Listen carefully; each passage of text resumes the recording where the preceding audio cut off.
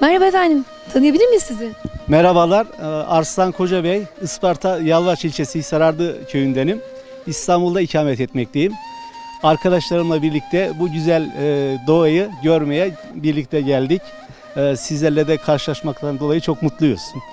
Sağ olun, teşekkür ederiz. Aynı zamanda burası Isparta, Burdur, Göller, Güller, Gönüller Diyarı ve şu anda da Doğal Yaşam Rehabilitasyon Merkezi'ndeyiz. Nasıl buldunuz burayı efendim? Müthiş güzellikte bulduk. Geldiğimiz için de çok mutluyuz. Buraları tanımak, memleketimizin güzel köşelerini tanımak, tanımayanlara anlatmak çok önemli. Buraya herkesin gelmesini tavsiye ediyoruz. Şimdi Isparta'dayız. Biraz böyle kendi yerimize, vatanımıza böyle bir iki kelime söyleyelim. Varsa bir türkü dinleyebilir miyiz sizden? Evet, Yalvaçlıyız dedik. Yalvacımızın kıymetli hocam Halit Toptaş hocamın derlediği Avacılar Yokuşu türküsünü sizlere seslendirmeye çalışayım. Buyurun. Avacılar yokuşu saatimin gümüşü, Abacılar yokuşu saatimin gümüşü, hiç aklımdan çıkmıyor kaymak melidem o yarimin gülüşü. Hiç aklımdan çıkmıyor kaymak melidem o yarimin gülüşü.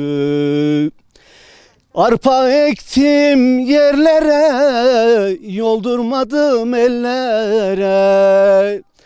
Arpa ektim yerlere, yoldurmadım ellere. 15'inde yar sevdim, kaymak melüdem bildirmedim ellere. 15'inde yar sevdim, kaymak melüdem bildirmedim ellere. Çaya vardım, çayladım, çayda balık avladım. Çaya vardım, çayladım, çayda balık avladım. Balık değil muradım, kaymak merdem ben yarimle oynadım. Balık değil muradım, kaymak melüdem ben yarimle oynadım.